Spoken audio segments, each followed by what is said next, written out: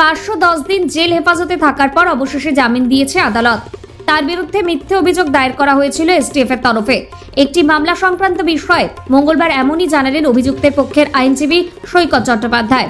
উল্লেখ্য, দেশদ্রোহিতার অভিযোগে 2022 সালের 21শে ডিসেম্বর শিলিগুড়ি থেকে গ্রেফতার করা হয়েছিল গুড্ডু কুমার নামে এক ব্যক্তিকে।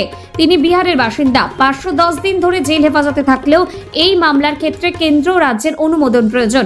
সেই অনুমোদন এসটিএফ এর ছিল না বলে দাবি। সোমবার কলকাতা হাইকোর্টের জলপাইগুড়ি সার্কিট বেঞ্চে মামলার শুনানি হয়। অভিযুক্তের পক্ষে আইনজীবী ছিলেন সৈকত চট্টোপাধ্যায়। বিচারপতি জয়মাল্য বাগচি ও বিচারপতি অলোক কুমার গুপ্তার ডিভিশন বেঞ্চ অভিযুক্তের জামিন মঞ্জুর করে। সৈকত বলেন, অভিযুক্তের বিরুদ্ধে দেশদ্রোহিতার কোনো প্রমাণ পাওয়া যায়নি। তাছাড়া বিচার পর্ব চলাকালীন যে ধরনের অনুমতি প্রয়োজন তা এসটিএফ এর ছিল না। তাই মাননীয় বিচারপতি জয়মাল্য বাগচি ও অলোক কুমার গুপ্তার ডিভিশন বেঞ্চ তার জামিন মঞ্জুর করেছেন। গুড্ডু কুমার নির্দোষ বলে তিনি জানান। Bureau report, news UNI. গতকাল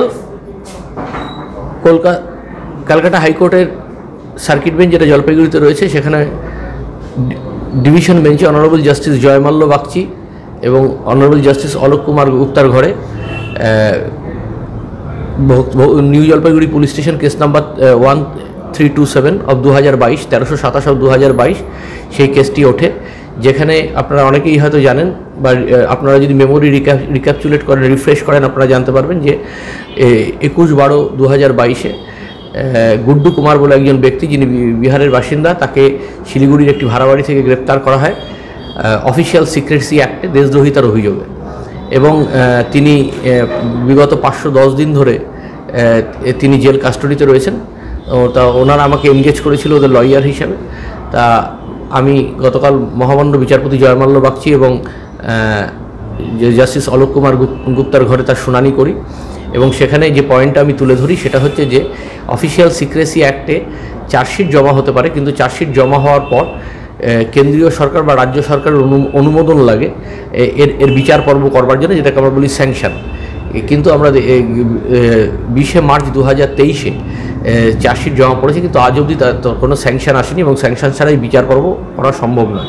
এবং দ্বিতীয়ত যে গুড্ডু কুমারকে যে অভিযুক্ত করা হচ্ছে যে সে দেশদ্রোহিতার, সে বাগডোগরা এয়ারপোর্টের ছবি বা কোনো মিলিটারি ক্যাম্পের ছবি বিদেশে পাচার করে অর্থ উপার্জন করেছিল, সেই অভিযোগ সম্পূর্ণ মিথ্যা। তার কারণ তার ব্যাঙ্ক অ্যাকাউন্টে কোনো ফরেন ট্রানজ্যাকশন নেই। এবং সরকারি উকিল বিশ্বরূপবাবু তার জামিনের বিরোধিতা করেন, কিন্তু তারপরেও মহামান্য বিচারপতি জয়মাল্য বাগচি এবং অলোক কুমার গুপ্তা গুড্ডু কুমারকে শর্ত সাপেক্ষে জামিনে মুক্তি দিয়েছেন। এটা একটা ঐতিহাসিক রায়। তার কারণ বিগত 510 দিন ধরে গুড্ডু কুমার জেলে ছিলেন এবং আমার ক্লায়েন্ট সম্পূর্ণ নিরপরাধ এবং তার বিরুদ্ধে একটা মিথ্যা অভিযোগ স্পেশাল টাস্ক ফোর্স দায়ের করেছিল।